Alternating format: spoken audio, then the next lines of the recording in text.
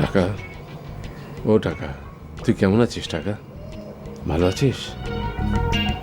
এই টাকা, তোর কাছে নাকি দুনিয়ার যত সুখ, কিন্তু আমি তো সুখ পাচ্ছি না। আমার খেতে সুখ নেই, বসতে সুখ নেই। তুই আমাকে একটু সুখ দে না ভাই টাকা।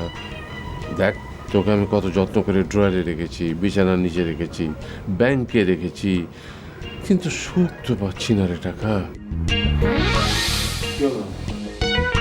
বল না।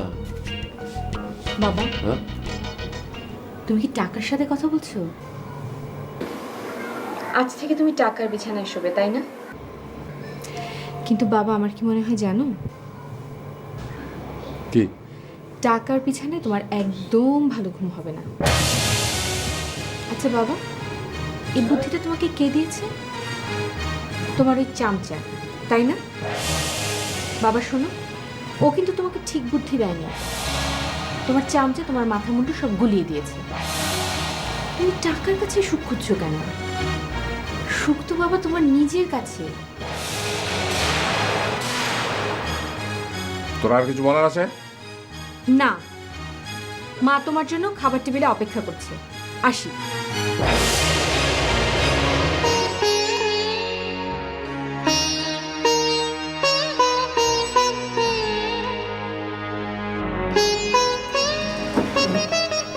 কই তোর বাবা কই?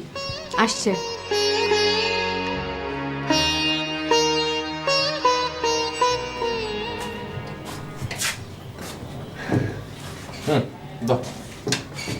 বাবা, মা আজ তোমার জন্য স্পেশাল মেনু তৈরি করেছে। এই যে এখানে 100 টাকা নোটের কোপ্তা,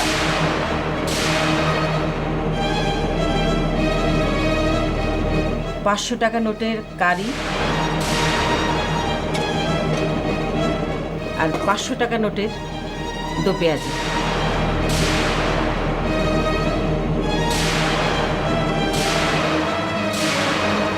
এসবের মানে কি? মেনু তোমার পছন্দ হয়েছে বাবা? তোমরা কি আমাকে পাগল পেয়েছো? এই মুহূর্তে তোমার কাছে সবচাইতে প্রিয় এবং পছন্দের জিনিস হচ্ছে টাকা, তাই। কেন থামবো? তুমি টাকার নেশায় এতটাই পাগল হয়ে গেছো যে স্ত্রী কন্যা তোমার কাছে তেতো হয়ে গেছে, আর তুমি সুখ খুঁজতে বাইরে লোকের কাছে। বাজে কথা বলবে না।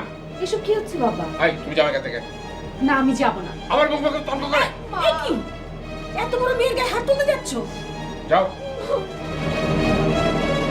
দাঁড়াও। 26 বছর আগে যখন তোমার সঙ্গে আমার বিয়ে হয়, তখন তুমি লালবাগে 800 টাকার একটা ছোট্ট ঘরে ভাড়া থাকতে। তখন তোমার অহংকার করার মতো কিছুই ছিল না। সেটা আমার অতীত। হ্যাঁ, অতীতে মরে গিয়ে তো সামনের দিকে এগোতে হয়। তুমি অতীত ভুলে গেছো। তুমি টাকার নেশায় পাগল হয়ে গেছো, সঙ্গে আমাদেরকে পাগল করে ছেড়েছো। এটা তুমি পেয়েছো নাকি? যাবে না। চেঁচাবো না? আমি আগুন দিয়ে এই সংসার জ্বালিয়ে পুড়িয়ে ছাড়খাড় করে দিয়ে তারপর চলে যাবো। রাবিশ।